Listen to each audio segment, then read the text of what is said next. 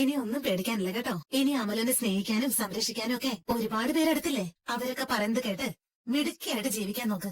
Drip ഒന്ന് check ചെയ്യണേ. അതെ, അവൻ ജോലി ചെയ്തോണ്ടിരിക്കുന്നതിന്റെ ഇടയ്ക്ക് ഇങ്ങോട്ട് തന്നെ നോക്കുന്നത്. ഞാൻ കണ്ടു. അവൻ നോക്കട്ടെ. ഈ ജയിലിനകത്തുള്ള എല്ലാരും ഇപ്പൊ അവന്റെ സൈഡാ. അന്ന് നമ്മളെ അവൻ തല്ലിയില്ലേ, അതോടെ അവനൊപ്പം നിൽക്കുന്നവരാ കൂടുതൽ. എല്ലാവരുടെയും കണ്ണു വെട്ടിച്ച് ഒരു ദിവസം അവന് നല്ല ശാപ്പാട് ഞാൻ കൊടുക്കുന്നുണ്ട്. എടാ മനോഹരെ, എന്താ സാറേ? എടാ നിനക്ക് പരവള് കിട്ടി. നാളെ പുറത്തു പോവാ. തൽക്കാലം അവൻ 2-3 ദിവസത്തേക്ക് രക്ഷപ്പെട്ടു. എന്റെ മോളെ ഇവരെ അറിയിക്കേണ്ടതാ. പക്ഷെ എങ്ങനെ പറ്റും? നിന്നെ ആരെങ്കിലും തല്ലിക്കൊല്ലാതിരിക്കാൻ നീ അടങ്ങി ഒതുങ്ങി നടക്കാൻ നോക്ക്. നിനക്ക് പുറത്തിറങ്ങിയ ശത്രുക്കളല്ലേ ഉള്ളൂ. അതറിയാലോ. നീ കെട്ടിയ പെണ്ണുങ്ങളുടെ ബന്ധുക്കളൊക്കെ നിന്നെ നോട്ടായിട്ട് വെച്ചിരിക്കുക. പിന്നെ അവന്റെ മോളെയാണ് ഏറ്റവും കൂടുതൽ സൂക്ഷിക്കേണ്ടത്. സൂക്ഷിക്കാനൊന്നുമില്ല സാറേ, ഒരു പരോളിന് വേണ്ടി ഞാൻ കാത്തിരിക്കായിരുന്നു, എന്റെ കുഞ്ഞിനെ കാണാൻ വേണ്ടി. ആരോ ഞാടാ? ആരോ ഞാൻ? നീ ഏത് കുഞ്ഞിന്റെ കാര്യം പറയുന്നേ? ആ കുഞ്ഞു തന്നെ, തന്റെ പേരക്കുട്ടി. സാറേ, ഇവന്റെ ആ വരക്കരുതെന്ന് പറ. നീ പറയുമ്പോ അത് പറയാനായിട്ടിരിക്കണോ ഞാൻ? എടാ നിന്റെ പേരക്കുട്ടി അവന്റെ മോളാ. അതിനെ കാണാനായി ഇവൻ പോകുന്നു പറഞ്ഞത്. എനിക്ക് തടയാൻ പറ്റൂ? ഞാൻ പുറത്തായിരുന്നെങ്കിലേ നീ പിന്നീട് ഒരിക്കലും അകത്ത് കിടക്കത്തില്ലായിരുന്നു. ഇപ്പൊ അകത്തുണ്ടല്ലോ ഞാനും താനും ഒക്കെ.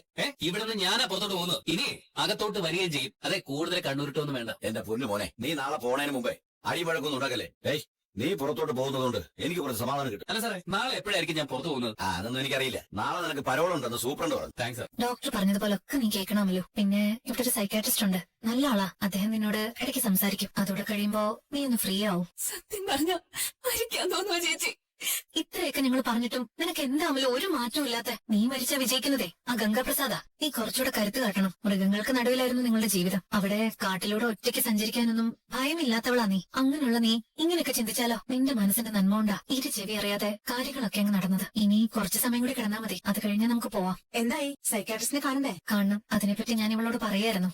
ഇനി കുഴപ്പമൊന്നുമില്ല, അദ്ദേഹത്തെ കൂടെ കണ്ടിട്ട് പോകാം. കിരണേട്ടന്റെ അച്ഛനെ ഒന്ന് കാണണം. ഡോക്ടറോട് ഞാൻ പറഞ്ഞല്ലോ, ഇവള് വിവാഹം കഴിക്കാൻ പോകുന്ന വേലുമാണ് തേൻ കൊടുത്തു വിട്ടത് കിരണേട്ടന്റെ കൈവശം. അത് കുടിച്ചിട്ടാണ് അച്ഛൻ ഇവിടെ ആയത്. എല്ലാത്തിനും ഉത്തരവാദിയായവൻ ഇപ്പോഴും പുറത്ത് സന്തോഷത്തോടെ നടക്കുവാണല്ലേ. ഇനിയിപ്പോ കുഴപ്പങ്ങളൊന്നും ഉണ്ടാകാനുള്ള സാധ്യതയില്ല. അഥവാ എന്തെങ്കിലും അസ്വസ്ഥത ഉണ്ടായാ എന്നെ വിളിച്ചാൽ മതി. ഇങ്ങോട്ട് വരണമെന്നില്ല, ഞാൻ അങ്ങോട്ട് വന്ന് അമലുവിനെ നോക്കിക്കോളാം. ഇനി ഞാൻ അവിടെ വരുന്നത് ആർക്കെങ്കിലും സംശയം ഉണ്ടെങ്കിൽ കല്യാണത്തിരക്കിനിടയിൽ കല്യാണി വരണമെന്നുമില്ല. ആരുടെയെങ്കിലും കൂടെ അമലുവിനെ ഇങ്ങോട്ട് പറഞ്ഞു വിട്ടാ മതി. ശരി ഡോക്ടർ. അപ്പൊ ധൈര്യമായിട്ടിരിക്കും കേട്ടോ. Thank you doctor. തേൻ കുടിച്ചിട്ടല്ലേ കിരൺ സാറിന്റെ അച്ഛൻ ഇവിടെ ആയത്. അതിന്റെ ഒരു ദേഷ്യം ഞങ്ങളോടൊക്കെ കാണില്ല. നമ്മൾ അങ്ങോട്ടല്ലേ പോകുന്നേ, അപ്പൊ അറിയാലോ ദേഷ്യം ഉണ്ടോ ഇല്ലയോന്ന്. ഇതാണ് ഞാൻ പറഞ്ഞ അമലു. മോളെ ഇരിക്കെ. വേണ്ട, ഇരിക്കാമല്ലോ. കാട്ടിലെ തേൻ കുടിച്ചിട്ടാണ് അച്ഛൻ ഇവിടെ ആയത്. അതിന്റെ ഒരു കുറ്റബോധം ഇവക്ക് ഉണ്ട്. മോളെ, കഥകളൊക്കെ എനിക്കറിയാം. പിന്നെ എനിക്കാരോടും ദേഷ്യം തോന്നേണ്ട കാര്യമില്ല. മോളെ കരയിപ്പിച്ചതും എന്നെ ഇവിടെ ആക്കിയതും കൊലകൃത്യമായി നടക്കുന്ന ഒരുത്തന. അതിന്റെ ശിക്ഷ അവന് കിട്ടും. അധികം വൈകാതെ തന്നെ. മോള് ധൈര്യമായിട്ടിരിക്കെ. കരയല്ലേ മോളെ? അമലോ, കരയാതെ. ഇവളെ സൈക്കാട്രിസ്റ്റിനെ കാണിക്കണോ വെച്ചാ. നമ്മളൊക്കെ എത്ര ആത്മവിശ്വാസം കൊടുത്തിട്ടും ഇവക്കതൊന്നും തലയിലോട്ട് കയറുന്നില്ല. മോളെ, ഈ സംഭവം ആരും അറിഞ്ഞിട്ടില്ല എന്ന് മാത്രമല്ല, നാളെ നിന്നെ നോക്കാൻ നിനക്കിപ്പോ ഒരു പയ്യനുണ്ട് ഇല്ലേ? അറിഞ്ഞോ അറിയാതെയോ നീ ഒരു തെറ്റ് ചെയ്തു പോയി. അത് പക്ഷേ വേലുവിന് അറിയില്ലല്ലോ. ഇനിയിപ്പോ അത് നീ അറിയിക്കുകയും വേണ്ട. ഇപ്പോഴത്തെ നിന്റെ അവസ്ഥ അച്ഛൻ മരിച്ച സങ്കടമായിട്ട് എല്ലാരും കരുതിയിട്ടുള്ളൂ. അമലു, അത് അങ്ങനെ തന്നെ ഇരിക്കട്ടെ. അധികം വൈകാതെ നിനക്ക് ഇതിന്നൊക്കെ മോചനം കിട്ടും. പിന്നെ വേലുവിനെ കല്യാണം കഴിച്ച് നല്ലൊരു ജീവിതം നയിക്കാൻ നോക്ക്. ഒരു കണക്കിന് ഇങ്ങനെയൊക്കെ സംഭവിച്ചത് നന്നായി. അതുകൊണ്ടല്ലേ ഞങ്ങളെപ്പോലുള്ളവരെയൊക്കെ മോൾക്ക് പരിചയപ്പെടാൻ കഴിഞ്ഞത്. അത് നിനക്കും വേലുവിനും ഒക്കെ ഗുണം ചെയ്യും. പിന്നെ ആ കാട്ടിലെ തേനുണ്ടല്ലോ, അതെനിക്ക് വലിയ ഇഷ്ടമായി. ഞങ്ങൾക്ക് എല്ലാവർക്കും ഇഷ്ടമായി. ഇനി ഇതൊക്കെ കഴിഞ്ഞ ശേഷം ഒട്ടും മായം ചേർക്കാത്ത തേന് കൊണ്ട് തരണം. അത് മാത്രമല്ല, കാർത്തിയേച്ചി അതിന്റെ ഒരു ബിസിനസ് തുടങ്ങാനുള്ള സാധ്യതയുണ്ട്. ആണോ? അങ്ങനെയാണെങ്കിൽ വേലുവിന്റെ ഇവളുടെയൊക്കെ ജീവിതം തന്നെ മാറുവച്ചാ.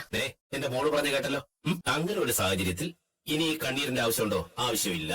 മോളെ, അമലുവിനെ കൊണ്ടുപോട്ടെ. ആ ഡോക്ടർ ഒന്ന് കാണിക്കും. പെട്ടെന്ന് ചെല്ല്. എടാ രതീഷ്, എന്റെ അമ്മായിച്ചന് സമയത്തും കാലത്തും വല്ലതും കഴിക്കാൻ കൊടുക്കുന്നുണ്ടോ? അങ്ങനെ ഏത് സമയത്തും അവിടെ അങ്ങനെ കുറ്റിയടിച്ച പോലെ നിന്നാലേ സമയത്ത് എന്തെങ്കിലും അകത്തോട്ട് ചെല്ലണ്ടേ? അറ്റാക്ക് ഒക്കെ വന്ന മനുഷ്യനാ.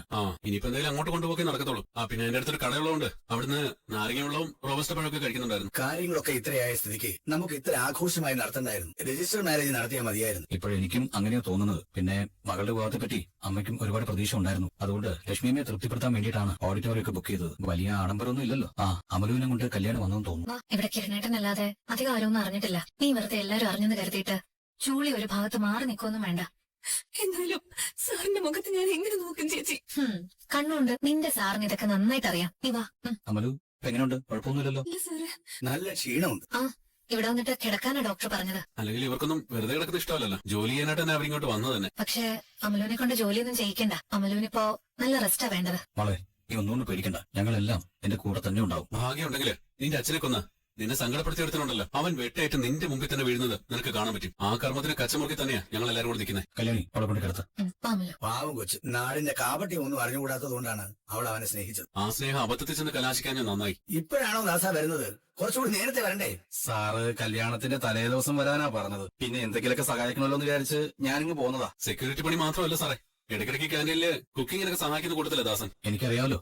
അതെ എന്താ ദാസരാ അങ്ങോട്ട് ചെല്ലട്ടെ. പുറത്തുനിന്ന് ആൾക്കാരൊന്നും വേണ്ടെന്ന് പറഞ്ഞ കാര്യട്ടാ. നമുക്ക് പരിചയമുള്ളവർ മാത്രം മതി. ഇപ്പൊ പരിചയമില്ലാത്ത ഏത് മുഖം കണ്ടാലും അത് ഗംഗയുടെ ആൾക്കാരാണോ എന്നാ സംശയം. ആ പോയ അമലുണ്ടല്ലോ, അവൾക്ക് അബദ്ധം പറ്റില്ല എന്നിപ്പോ രതീഷ് പറഞ്ഞല്ലോ. ഹരിയേട്ടനോട് ഞാൻ സത്യം പറയാം, അവൾക്ക് പറ്റിയ അബദ്ധം കളഞ്ഞിട്ടാണ് ഇപ്പൊ ഇങ്ങോട്ട് വന്നിരിക്കുന്നത്. അയ്യോ, അതെ ഹരിയേട്ട, അവള് പ്രഗ്നന്റ് ആയിരുന്നു. ഒരു കണക്കിന് ഇവിടെ വന്നത് നന്നായി. അതുകൊണ്ട് ഇനി ചെവി അറിയാതെ കാര്യങ്ങൾ നടന്നല്ലോ. വേലുവിനും അമലുവിന്റെ അമ്മയ്ക്കും ഒന്നും ഇതറിയില്ല. ഇനിയിപ്പം ആരോടും ഒന്നും പറയാൻ വേണ്ട. ഞാൻ ഏതായാലും വേലുവിനോട് അമലുവിന്റെ കാര്യം ഒന്ന് പറയട്ടെ. ദാസ എന്തെങ്കിലും കഴിച്ചിട്ട് നിന്നാ മതിയായിരുന്നല്ലോ. കഴിച്ചിട്ടാ വന്നത്, ഇനി പിന്നെ ആവോ.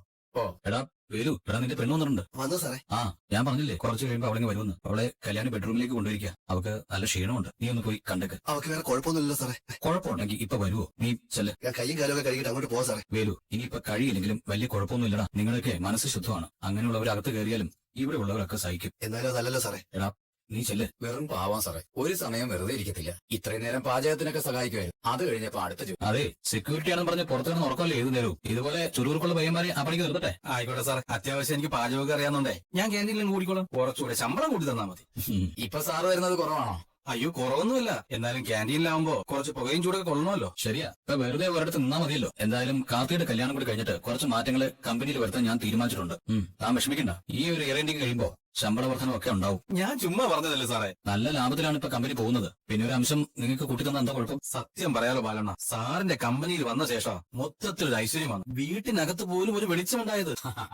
നല്ല ഐശ്വര്യമുള്ള കൈയാണ് സാറിന്റെയും സാറിന്റെ ഭാര്യയുടെയും. അതുകൊണ്ട് ഇപ്പൊ ചെലവും കുറവാ. അതെ അതെ, നീ ഒന്നും കൊണ്ടും വിഷമിക്കണ്ട. ഇനി നിനക്ക് കൂട്ടായിട്ടും തുണയായിട്ടും കൂടെ ഞങ്ങളൊക്കെ ഉണ്ട്. കഴിഞ്ഞത് ഇനി തിരിച്ചു പിടിക്കാനൊന്നും പറ്റില്ല. ഇതെല്ലാം ഓരോ അനുഭവങ്ങളാ. അധികം പരിചയമില്ലാത്തവരെയും അടുപ്പമില്ലാത്തവരെയും നമ്മൾ അകറ്റി നിർത്തണം എന്നുള്ള അനുഭവം. ആ വേലു എത്തിയോ? എങ്ങനെയുണ്ട് സാറമ്മ ഇവക്ക്? കുഴപ്പമൊന്നുമില്ല. പിന്നെന്താ ഇത്ര താമസിച്ചത്? കുറച്ചുനേരം റെസ്റ്റ് ചെയ്യണമെന്ന് പറഞ്ഞു. ഡ്രിപ്പ് കൊടുത്ത് കിടത്തിയിരിക്കായിരുന്നു. മാമൻ മരിച്ച ശേഷം പച്ച വെള്ളം കുടിച്ചിട്ടില്ല, അതുകൊണ്ടാ തളർന്നു വീണത്. ഇവളെ പോലൊരു പാവം പെൺകുട്ടിയെ ഞാൻ കണ്ടിട്ടില്ല വേലു. ഇടയ്ക്ക് ചെറിയൊരു അബദ്ധം പറ്റി. അതും പാവമായതുകൊണ്ട് സംഭവിച്ചതാ. ഏതായാലും മറ്റ് അപകടങ്ങളൊന്നും ഉണ്ടാവുന്നതിന് മുമ്പ് തന്നെ അവന്റെ കയ്യിൽ നിന്ന് രക്ഷപ്പെട്ടല്ലോ. അത് മഹാഭാഗ്യമാണെന്ന് കരുതാം. ഞാനിപ്പോ വരാം, നിങ്ങൾ സംസാരിക്കാം.